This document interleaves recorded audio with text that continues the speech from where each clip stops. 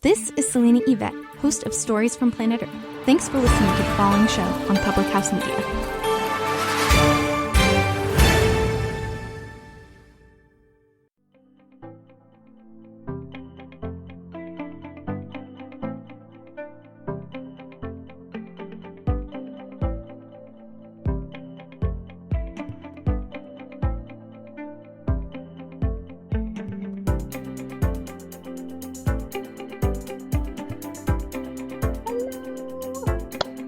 Actually working or not? I certainly hope so. Yes, it is! We're using the new Facebook Live producer. How exciting. Any hoozles, it is No Filter Friday on Public House Media, and we're going to talk about a couple things, but primarily the most exciting thing about this episode is that we're doing a giveaway announcement.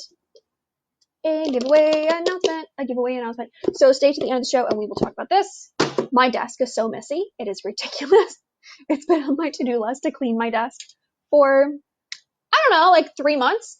And then I cleaned it and then I made it messy again. But you never see that because I positioned the camera. So you can't see in this mirror behind me and you can't see this gargantuan mess that we have going. So I'm going to take a second to share the show.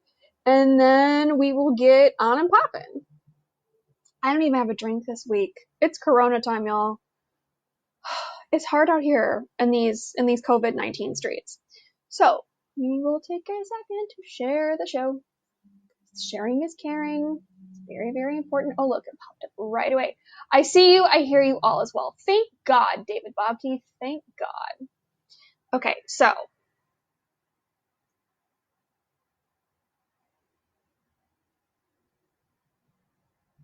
needs to have several seats. Okay. Post Donzies. So also share the show. Share the show. And you know what? While we're talking about sharing, we do need to go over a little small announcement. Small announcement. Where is it in here? Podchaser. Okay, this is important. So Podchaser is doing a donation situation for Meals on Wheels. So here's the deal. They sent me an email. There it is. If you don't know what Podchaser is, it's kind of like it's like a podcast profile kind of a thing. So like I have a profile for my personal show, and then I can add other shows to my profile, and you can send reviews and all sorts of things like that. So the Podchaser is doing a hashtag reviews for good campaign. So they're 25 cents per review, and then 2 times per podcast reply. So, hey podcaster, you have the power to do 2 times the donations. Last week we announced that through April 16th, Podchaser is donating 25 cents to Meals on Wheels America, COVID-19's response fund for every podcaster episode review on Podchaser. And the best part is that we'll double it every time a podcast replies to the review. So if you go on Podchaser and you review any show, Podchaser will donate 25 cents to Meals on Wheels America. Now, if that podcast person, host, me, replies to that review, then they'll donate another 25 cents. So you and I personally have the ability to donate 25 cents or 50 cents really, every single time we do this. So, I'll post this on social media. I'll do like a swipe up on my Instagram. And you can do it on LinkedIn or Facebook or whatever. But it's a good thing. It's a good thing to do for Meals on Wheels, first and foremost. And then second of all, it's a good thing to do for podcasts in general, because now we're living in like the height of the podcast era. And it would be great. I always say share the show, and I always ask for reviews on this show, and I ask for reviews for other shows on Public House Media as a network. So if you want to get on Podchaser, please do reviews. And if you're also a fellow podcaster, then you should have a Podchaser profile, and you can keep it. You can also do this. So that is very important for the effort of keeping people fed in these trying times that I just can't stand. So giveaway announcement. Podchaser reviews for Meals on Wheels. Well, it's came in. It's very hard to see who's coming in. I do not like that about this new setup for live shows. I didn't do the live show last week because I had things to do, unfortunately, because it's Corona time and like everything's like 1,000 times crazier. I mean, it's like 1,000 times is like understating it. It's more like 1,000,000 times. I wish I could do this in a different situation so I could see who's coming in, but I just can't. Actions, event logs. What does that mean? This is silly. This does me no good. No good whatsoever. I really can't stand this. New podcasting situation. I can see that Aaron Kronos is commenting because my computer is giving me a notification, but I can't see it on like the live show situation. So that sucks. But if you are coming in, please leave a comment so I can like see that you're here, because on this version of Facebook live stream, I can't see that, and that's so not cool. I do the show live for a reason. We've had this conversation a million times. So what else? Okay, so yesterday I never do this. I literally never do it because my DMs are a dangerous place, and it's nowhere any respectable person wants to be. I promise you that. So, we're gonna blame it on the Rona. I did a thing where I posted an Insta story, asking for questions for the show. Now, not very many people got this correct. I posted it about the show because, Lauren's here. Thank you for commenting, Lauren. That makes things a lot easier for me. So, I got some all right, where are my, insights here? I got some fun questions, like, Andrew the PA, who I love to yell, Andrew, bring me my lemonade on set. His question was, when are you going to be a Star Wars fan? And my answer to that, although off topic, was that I've been wearing Star Wars sweatpants for this like whole situation. As soon as I stopped working on March 20th, it's sweatpantsville. Sweatpants and robes. I mean, but I wear robes all the time, so I guess that's not really a new thing. But the one good question that I got from this situation that I reposted it on my Insta story. So Alexa Polar from Female Filmmaker Fuse asked, any updates on more predators catching COVID-19, prediction on Harvey on a ventilator? I don't think Harvey is going to actually need a ventilator. I think he's going to beg and plead for something to suck on other than what's already available to him in prison. That's my prediction on that, but who knows? Like, it depends on where he is in this whole like sacrificial lamb process, because they might give him an out and be like, okay, because to be on a ventilator, you basically have to be either actually in a coma or a medically induced coma, because you will fight all of this. It's really rough because they take that tube and it goes from here all the way into your legs. So this machine can breathe for you. So with that being said, depending on where he is in his sacrificial lamb journey, they might give him the option to be on a ventilator because he's so sick, and then that will be the last that we hear or see of Harvey alive. But I don't know. It depends on where he's at. I mean, he kind of, I don't want to say that he lucked out because he's definitely getting his comeuppance, but as far as like press coverage goes, he's totally being overshadowed by this whole situation. To answer that question. So, the big story, although it's not really that big of a story because all of you can see it on Twitter, but we have to talk about it anyway because it is 2020 and it is, it's election time. So we have to talk about Joe Biden. It's required. nobody will let me not talk about Joe Biden. And I don't necessarily not want, it's not that I'm like, I don't want to talk about him in that sense. I just, I don't get down with all of this Joe Biden worship, pre-hair sniffing and all these videos with, him rubbing his crotch on children. I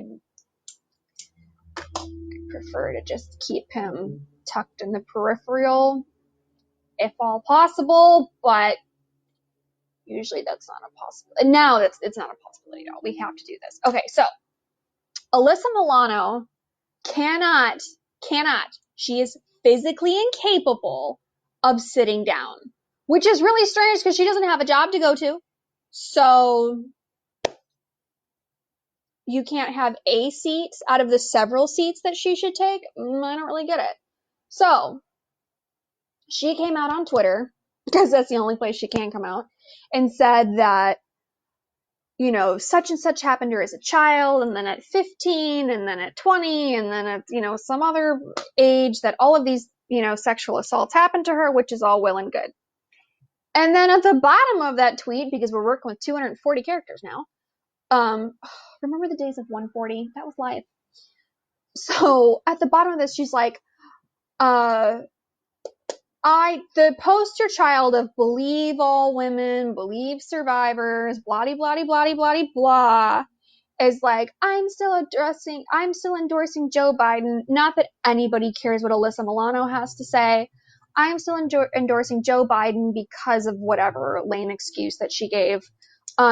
And effectively threw Tara Reid and this other Joe Biden accusers under the bus, like all in 240 characters, if you can believe it. Which kind of sparked I don't know, from a lot of people, because her and Asia Argento and Rose McGowan have kind of been really raw for Me Too movement in general. And we've done episodes on this. This blew up in the movement's face in general because Asia Argento was like, oh, Harvey Weinstein, and she did her thing at Cannes, and I mean, you can go, she's mentioned in several episodes, but then we did her little episode about her demon tattoo and how there's these pictures of her with an underage boy in bed, and I went on to explain that and that whole thing. You can go listen to that episode. But then everybody was like, and WTF Asia Argento, and then on top of it, her longtime boyfriend, Anthony Bourdain, up and kills himself, and it comes out that Anthony Bourdain paid some large tab for some allegations against her and blah, blah, blah. So that was a whole mess. So like, not that a movement can control who's out front talking or out front tweeting or out front giving interviews to the press. Like, a grassroots movement can't really control that, and that's fine. It shouldn't go against the root purpose of it in general, because the root purpose of it in general is for people to be like, this also happened to me. It's unacceptable. We need to find a way to fix this. Like, that's the point of #MeToo, is to show how many people that sexual harassment, sexual assault, in the name of getting a job, retaining a job, just career related stuff happens. So Asia Argento had that whole situation, and then everybody was like, oh, you probably shouldn't be talking. And then Rose McGowan's really hard because, like, it's hard to be a really good spokesperson when you're not necessarily playing with a full deck.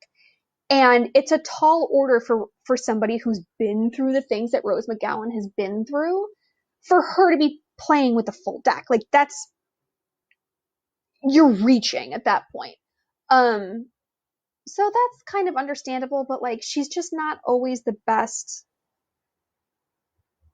articulate person to be out here doing the most. Which is, somebody's got to do it. Do what you can with what you've got, and that's fine. That's part of the situation. She is an LOL. See? Come on, we spill tea on this show, which means we get to the bottom of these things, and that's the bottom line on it. Agree with it, disagree with it, it doesn't matter to me, but that's kind of the general consensus. So, when you flip this over to Alyssa Milano, who has been this whole time for the past 2 years, believe all women, blah, blah, blah, blah, blah, out here on her soapbox with, her bullhorn and a homemade sign, doing the most, and then come to find out, she's like, no, I'm still down with Joe Biden, despite X, Y, and Z. Like, yeah, believe all women, but don't believe those ones that go against my political endorsement. Now, I have had a long-standing belief that a lot of times these, like, celebrities are getting, whether they're, like, legit celebrities or not, are getting paid to endorse candidates. Like, because people that came out for certain people during the 2016 election, I'm like, I know for a fact, because I've spoken with your agent and I know your publicist, that you don't show up for nothing. I know this. I know this for a fact about you. So this doesn't smell right. I'm not going to sit over here and count other people's money, but this doesn't smell right. I don't think you're doing this out of the goodness of your heart because you genuinely endorse this person because you're an actor. Who cares? Who cares? No one should care about your opinion. Point blank, period. So this is where things get really hairy canary. There is an article about this on theintercept.com that I will post somewhere in the comments here. This is the article, here it is. And it says, Time's Up said it could not fund a hashtag #MeToo allegation against Joe Biden, citing its nonprofit status and his presidential run. This is where things get interesting. In the way back in the, I don't want to say the dawn, but the like mid-morning of No Filter Friday, we did a episode on like kind of the corruption within like the actual organization and how CAA and UTA are like funding it, but they were in on it. And like this just, it's convoluted. It's so convoluted. So we did an episode on that. Go listen to it. What's interesting to me is, and it's nothing shocks me ever. I was born a blasé person, and being in this raggedy town of Hollywood for over a decade will make you even more blasé. Like, not surprised, not shocked. And Time's Up by 1,000 during the time of coronavirus. Like, who? You can't take anything out of the realm of possibility. You cannot take anything off the table at this point because you just never know. And as I always say, truth is stranger than fiction. So, these ladies that have come out against Joe Biden, like formally, Lucy Flores, and then of course Tara Reid, the like main accuser, basically. So Tara Reid went to Time's Up, hashtag #MeToo Time's Up, like the actual organization that raises money and then supposedly distributes it and like pays for legal funds and things like that. So she goes to Time's Up Me Too, who again is, basically run by UTA and CAA. And they're like, no, we can't do that because we're like a nonprofit and like he's running for president, like just gave, which is a bunch of like a crock of excuses, really. However, what's really, really funny is that somebody else asked for, they had I don't want to say it was a similar situation because it wasn't as severe as the Joe Biden behavior, but they had a complaint against Bernie Sanders is the bottom line. And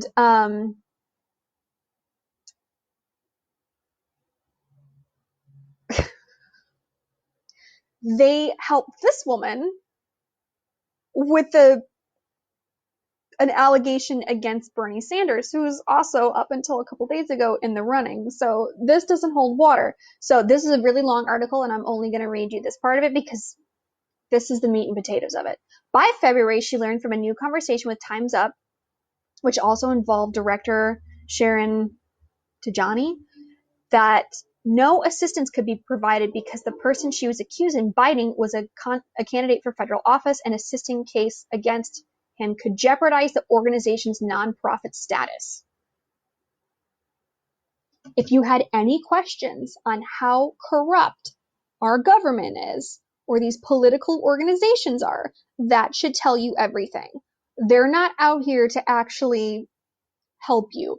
And most places aren't. The government never has been and never will be concerned with your life, here to help. They're there to help themselves. They're absolutely there to help themselves. So why anybody goes to these organizations for help is just kind of beyond me. But I'm not sure if they're a 501c3 or 501c4. It kind of doesn't matter. But the fact that like, no, we can't trust that because he's running for federal office and it could jeopardize our nonprofit status. Is that not whistleblowing in its own form? Like, this doesn't, it makes sense in like the streetwise of like, of course not, because it's a power dynamic, and every single tenet of Me Too as a movement is kind of wrecked in this whole argument. But if you had any questions on how corrupt this is, hopefully that answers at least most of them, if not all of them, because it's just gross. But I'll link to that article because it's definitely, I don't want to say it's not shocking or interesting. It's just kind of the black and white proof in the pudding of what's really going on here. But the real hope is that Alyssa Milano will have several seats, because like, I've been tired of her talking, and I'm sure a lot of other people are too. So if we could just not with Alyssa Milano, that would be great. That would be really, really exciting. So that's my current tea for the week. I'll post the article. You should read it because it's getting, the entire Me Too movement was like kind of basically the head of the news cycle, and now because of the coronavirus, it's gotten pushed down. So, giveaway time. So, this is a giveaway announcement. On next week's show, we will pick a winner on the show, and then I will ship you these Collectin hoops. So, they come in this lovely bag, and as you all know, if you're on my Instagram, you have seen some of the Collectin stuff I've worn for photo shoots and all kinds of things. The stuff that I have from Collectin.